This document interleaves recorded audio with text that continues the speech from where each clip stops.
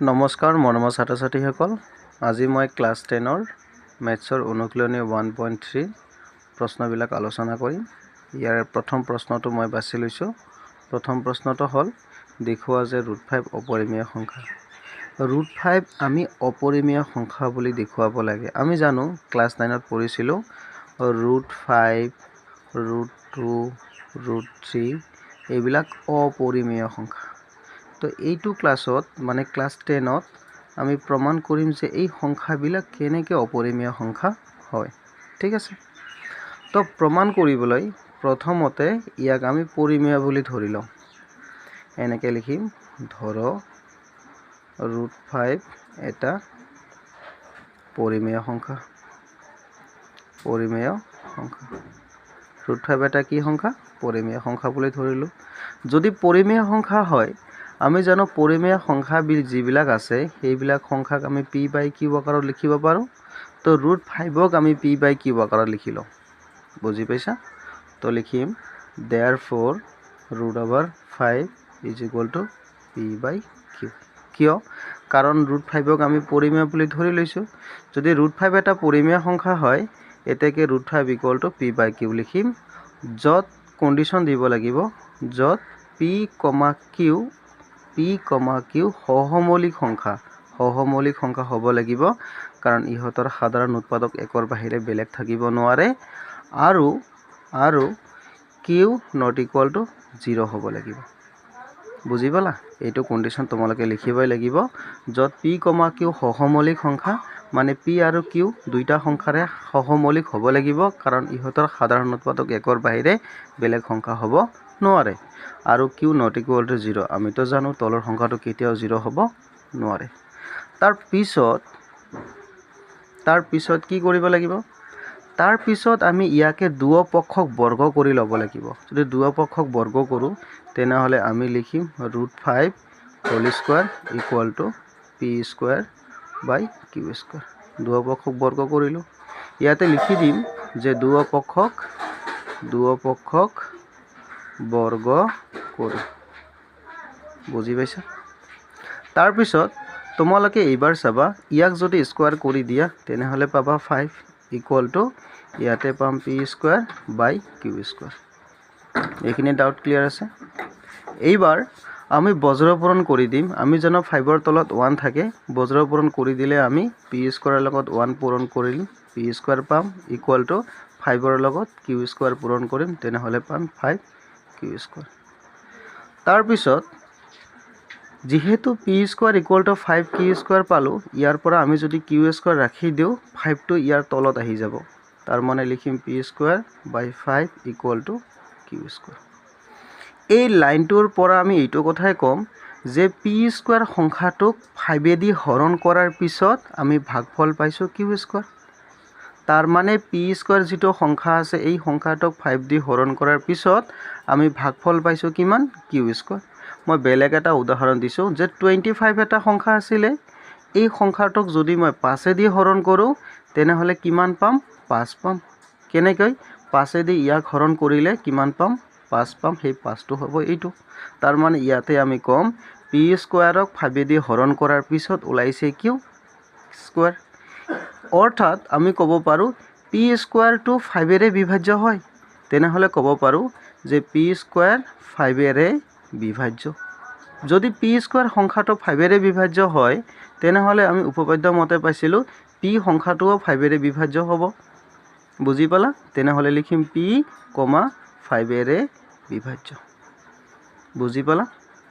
প্ৰথমতে আমি দেখুৱালোঁ p সংখ্যাটো 5এৰে বিভাজ্য। মই এইখিনি আকৌ এবাৰ তোমালোকক ক'ব বিচাৰিম, চোৱা। তো আমি দেখুৱাব লাগে √5টো অপৰিমেয় সংখ্যা। তেনেহ'লে অপৰিমেয় বুলি দেখুৱাব লাগে, ইয়াৰ বিপৰীতভাৱে আমি ধৰি ল'ম এনেকৈ, ধৰ √5 এটা পৰিমেয় সংখ্যা। যদি পৰিমেয় সংখ্যা হয়, তেনেহ'লে ইয়াক p/q আকাৰত লিখি ল'ম। লিখিম 5 = √5 = p/q। বুজি পালা? য'ত p, q সহমৌলিক সংখ্যা আৰু q ≠ 0। এইটো কণ্ডিশ্যন তোমালোকে লিখিব লাগিব। তাৰপিছত এইটো পোৱাৰ পিছত আমি দুয়োপক্ষক বৰ্গ কৰিম। বৰ্গ কৰিলে পাম √5² = p²/q²। তেনেহ'লে স্কোৱাৰ কাৰণে ৰুট কেঞ্চেল হৈ 5 আহি যাব, ইয়াত p², q² থাকি যাব।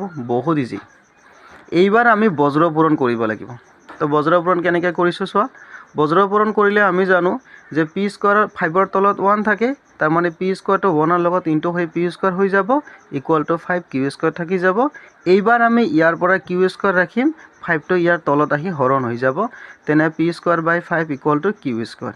এই লাইনটো পোৱাৰ লগে লগে আমি এইটো কথা ক'ম, পি স্কোৱাৰ সংখ্যাটো যিটো আছে সেই সংখ্যাটো 5এদি বিভাজ্য হয়।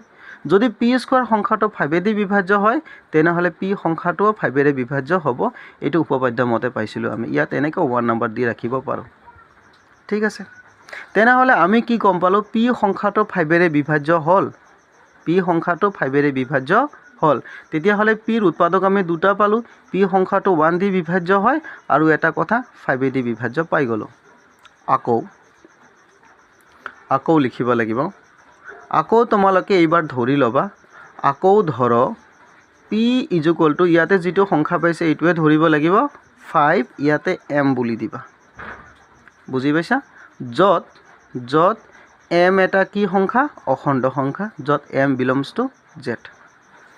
তাৰপিছত ছেকেণ্ড ষ্টেপটো আমাৰ হ'ল স্কোৱাৰ কৰা। তেনেহ'লে ইয়াক স্কোৱাৰ কৰিলে আমি পি স্কোৱাৰ পাই যাম, ইকুৱেল টু ইয়াক স্কোৱাৰ কৰিলে 5m হোল স্কোৱাৰ পাই যাম। ইয়াতে আমি লিখি দিম দুয়োপক্ষক বৰ্গ কৰি, দুয়োপক্ষক আমি কি কৰিলোঁ, বৰ্গ কৰিলোঁ। এই লাইনটো ইয়াতে লিখি দিবা। বুজি পাইছা? তাৰপিছত তোমালোকে চোৱা ইয়াতে যে এতিয়া আমি পি স্কোৱাৰ যিটো আছে তাৰ মান আগতে পাই গৈছিলোঁ। এই যে পি স্কোৱাৰ যিটো আছে তাৰ মান আগতে আমি পাই গৈছিলোঁ কিউ স্কোৱাৰ, কাৰণ আমি ইয়াৰ পৰা পি স্কোৱাৰটো উঠাব লাগিব।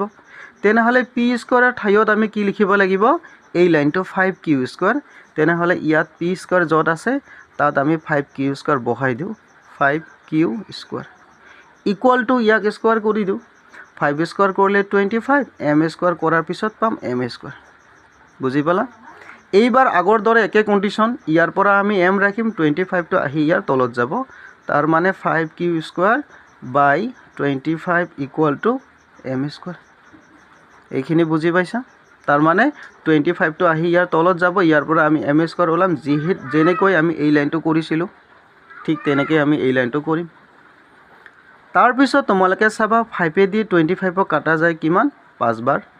তেনেহ'লে পাম Q square by 5 equal to M square. এই লাইনটো পোৱাৰ লগে লগে মই ইয়াতে যেনেকৈ কৈছিলোঁ, একে ছিষ্টেম আমি ইয়াত যিখিনি ছিষ্টেম পাইছিলোঁ, একে ছিষ্টেম আমি ইয়াত পালোঁ। তাৰমানে আমাৰ অংকৰ পদ্ধতিটো একেই হৈ গ'ল। তাৰমানে ইয়াৰ পৰা আমি কি ক'ব পাৰোঁ, কিউ স্কোৱাৰ সংখ্যাটোক যদি 5এদি হৰণ কৰা হয়, তেনেহ'লে আমি উত্তৰ পাওঁ এম স্কোৱাৰ। তাৰমানে কিউ স্কোৱাৰ সংখ্যাটো 5এৰে বিভাজ্য। তাৰমানে আমি ইয়াতে লিখিম এনেকৈ, কিউ স্কোৱাৰ 5এৰে বিভাজ্য হয়। যদি কিউ স্কোৱাৰ 5এৰে বিভাজ্য হয়, এতেকে লিখিম কিউ 5এৰে বিভাজ্য হ'ব, 5এৰে বিভাজ্য হ'ব। যদি কিউ স্কোৱাৰ সংখ্যাটো 5এৰে বিভাজ্য হয়, তেনেহ'লে কিউ সংখ্যাটোও কিৰে বিভাজ্য হ'ব, 5এৰে বিভাজ্য হ'ব। এইটোক মই এনে নাম্বাৰ ছিষ্টেমত 2 বুলি ৰাখি দিলোঁ। দিলেও হয় নিদিলেও হয়, কিন্তু তোমালোকে দি দিবা, তেতিয়া বহুত ভাল হৈ যাব। ঠিক আছে, তেনেহ'লে আমি দুটা কণ্ডিশ্যন পালোঁ। তোমালোকে এটা কথা চোৱা, ইয়াতে পি সংখ্যাটো 5এৰে বিভাজ্য হয় বুলি পালোঁ, আৰু ইয়াতো পালোঁ আমি কিউ সংখ্যাটো 5এৰে বিভাজ্য। তাৰমানে দুইটা সংখ্যাই 5এৰে বিভাজ্য, তাৰমানে দুইটা সংখ্যাৰ এটা সাধাৰণ উৎপাদক 5 আছে। ইয়াতে লিখিম। এতিয়া আমি গোটেইখিনি অংক কৰা হৈ গ'ল, এতিয়া আমি কনক্লুজনটো দিব লাগিব। কনক্লুজন দিলে উত্তৰটো হৈ গ'ল। লিখিম, যিহেতু পি আৰু কিউ দুয়োটা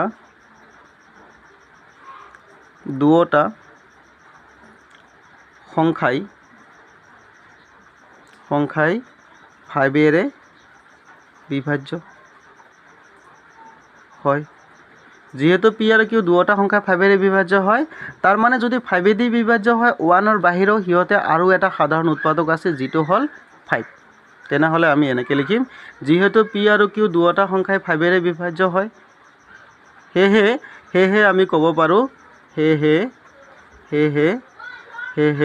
লিখিবা, আমি ক'ব পাৰোঁ যে পি আৰু কিউৰ 1ৰ বাহিৰে 1ৰ বাহিৰে আন এটা সাধাৰণ উৎপাদক উৎপাদক 5 আছে যিটোৰ বাবে P আৰু Q সহমৌলিক হ'ব নোৱাৰে গতিকে আমি ধৰি লোৱা উক্তিটো অশুদ্ধ আমি যিটো উক্তি ধৰি লৈছোঁ সেইটো অশুদ্ধ যদি সেইটো অশুদ্ধ হৈ গ'ল এতেকে ইয়াতে জাগা কম হৈছে তথাপিও মই এনেকৈ লিখি দিলোঁ এতেকে √5 এটা পৰিমেয় নহ'ব ই অপৰিমেয় হ'ব √5 এটা অপৰিমেয় সংখ্যা এনেকৈ লিখি দিলে হৈ যাব ফুল মাৰ্কছ পাই যাব ঠিক আছে তোমালোকে বুজি পাইছা ঠিক আছে ভেৰি গুড ঠিক আছে নমস্কাৰ